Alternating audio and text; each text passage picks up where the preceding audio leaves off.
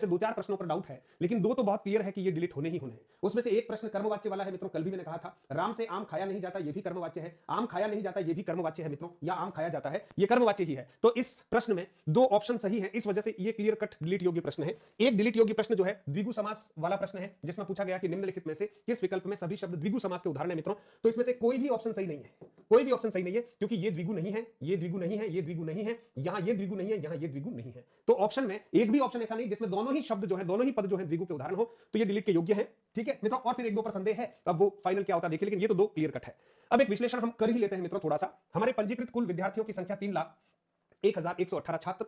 इस आधार पर हम बात करते हैं तो 232 छात्र एक पद के लिए जंगे मैदान में थे। कुल पद हमारे 1,296 यानी लगभग 1300 पदों के लिए सेकंड ग्रेड की यह भर्ती थी। परीक्षा में उपस्थित विद्यार्थियों का एक अनुमानित आंकड़ा, क्योंकि परीक्षा सेंटर पर अधिकांश विद्यार्थी जो है वो अनुपस्थित वाली स्थितियों में काफी थे, क्योंकि सामाजिक और हिंदी दोनों ही जिनके हैं, बहुत सारों ने सामाजिक की ही तैयारी की, हिंदी को छोड़ गए। बहुत सारे ऐसे थे जिन्होंने सामाजिक और हिंदी दोनों भरा, सामाजिक को छोड़ दिया, हिंदी को ही उन्होंने प्राथमिकता दी। तो एक अनुमान के आधार पर मैं बता रहा हूं, एग्जैक्ट फिगर हमारे पास नहीं है, लेकिन अक्सर परीक्षा सेंटरों पर देखा गया कि अधिकतम देखा जा रहा है कि लगभग 60% के आसपास विद्यार्थी जो है वो उपस्थित हुए हैं। मैं अनुमानतः बता रहा हूं, अब ये आंकड़ा 60 से 65% भी हो सकता है, लेकिन अनुमानतः 60% अधिकतम छात्र जो है वो उपस्थित हुए। इसके आधार पर हम देखें तो 1,80,708 बच्चे जो है इन्होंने परीक्षा में भाग लिया।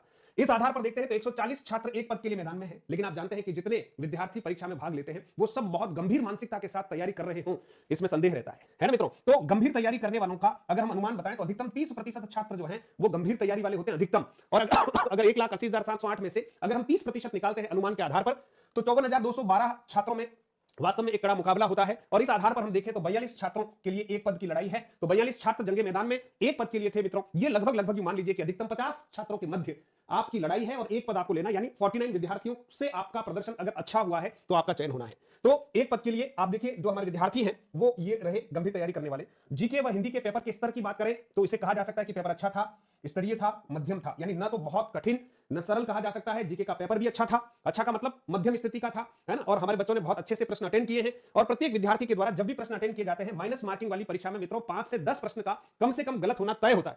कोई भी विद्यार्थी हो ये तय होता है। तो आप देखिए अगर फर्स्ट पेपर जीके की बात करें तो जिसमें आपने 100 प्रश्न थे, मान लीजिए आप में से बहुत सारे मित्रों ने 80 प्रश्नों तक अधिकतम अटेंड किए होंगे, अधिकतम 80 प्रश्न तक आपने अटेंड किए होंगे, अधिकतम कह रहा हूं। और उसमें 65 प्रश्न अगर आपके कटकटा के सही निकलते हैं, ये मैं बड़ी बात कर रहा हूं जनरल कैटेगरी के हिसाब से, तो 130 अंक जिसके जीके में आ रहे हैं समझना।